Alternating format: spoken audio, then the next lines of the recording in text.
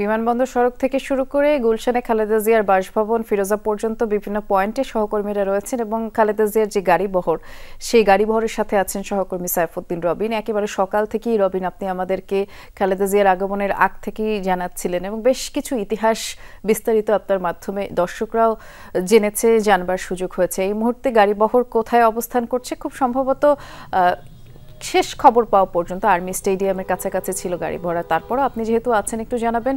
আর নেতাকর্মীদের যে নির্দেশনা দেওয়া হয়েছিল সেটি যেহেতু তারা মানছেন না, আমরা স্ক্রিনেই দেখতে পাচ্ছি যে নেতাকর্মীরা অনেকেই আছেন যারা বাইকে করে এবং অনেকে পায়ে হেঁটে এই গাড়ি বহরের সাথে যাচ্ছেন। আপনি আমাদেরকে একটু আরো বিস্তারিত জানাবেন সেখানকার চিত্র।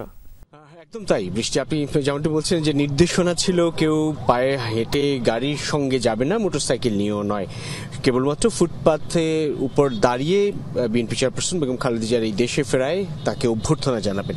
কিন্তু এত বড় রাজনৈতিক দল, এত বিপুল সংখ্যক নেতাকর্মী, কঠোর নির্দেশনাও আসলে সেই জায়গাটায় খাটেনি বা নিয়ন্ত্রণ করা সম্ভব হয়নি।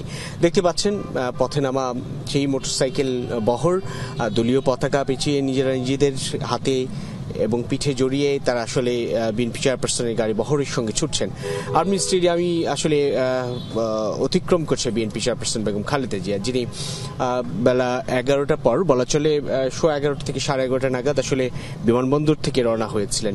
কিন্তু এখন পর্যন্ত তিনি কেবল আর্মি স্টেডিয়াম অতিক্রম করছেন এবং এই বিপুল সংখ্যক নেতাকর্মীর উপস্থিতি, সাধারণ মানুষের উৎসাহ আগ্রহ নিয়ে উপস্থিতি, সড়কে যে জটিলতা বা ভোগান্তির সৃষ্টি করা কিংবা যানজট সৃষ্টি করা, সেটির কারণেই হয়তোবা এমনটি এখন পর্যন্ত নির্দিষ্ট করে আমি বলতে পারছি না বৃষ্টি। তারপরও বলে রাখছি যে বিএনপি চেয়ারপারসন বেগম খালেদা জিয়া বনানী হয়ে বনানী কাঁচাবাজার গুলশান হয়ে যাওয়ার কথা ছিল, সেই জায়গাটায় খানিকটা রুট পরিবর্তন করে তিনি আর্মি স্টেডিয়ামের পরবর্তীতে হয়তোবা নেভাল যেই হেডকোয়ার্টার রয়েছে সেটির ভিতর দিয়ে যে রাস্তাটা গুলশানে প্রবেশ করেছে সেদিক দিয়েও প্রবেশ করতে পারেন। তবে সেটি এখনো নিশ্চিত করে বলা যাচ্ছে না, তবে এমন একটি সম্ভাবনার কথা রয়েছে, সেটি জানাচ্ছিলাম। নেতাকর্মীদের যে ঢল সেটিকে একটু ফিরে আসি। সড়কের সেই বিমানবন্দরের সামনে, বিমানবন্দর এলাকা যেহেতু কার্গো গেটের যে ফটকটি দিয়ে বেরিয়েছেন বিএনপি চেয়ারপারসন, সেটি যেহেতু বিমানবন্দর নিয়ন্ত্রিত এলাকা, সেইখানটায় নেতাকর্মীদের সেই উপস্থিতিটা ছিল না।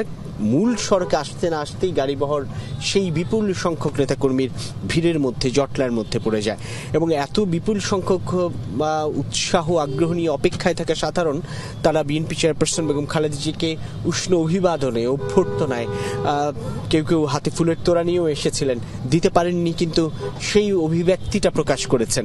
দলীয় পতাকা এবং জাতীয় পতাকা নিয়ে দাঁড়ানোর যে আহ্বান ছিল সেটুকু পালনের চেষ্টা করেছেন। কেউ কেউ প্লেকার্ডে সেই পতাকা নিয়ে তারা এসেছেন, কেউ মূল পতাকা নিয়ে এসেছেন, হাতে স্টিকার, হয়তো আপনি ছবিতে দেখতে পাচ্ছেন কিনা আমি জানি না, আমার সামনেও এখনো মোটরসাইকেল যে আরোহী দল তারাও আসলে সেই লাঠিতে উপরে দেশের পতাকা, জাতীয় পতাকা, এরপর দলীয় পতাকা পেঁচিয়ে তারা আসলে এই বহরে যুক্ত হয়েছেন এবং পথে পথে মানুষের ঢল, এত মানুষ, বিপুল সংখ্যক মানুষ, এক অন্যরকম জনস্রোত বৃষ্টি। এই জনস্রোত বিএনপি চেয়ারপারসন বেগম খালেদা জিয়াকে 4 মাস পর দেশে ফেরা শুধুমাত্র একটা উপলক্ষ তা নয়, এর মধ্যে অনেকগুলো ঘটনা প্রবাহ আসলে জড়িত।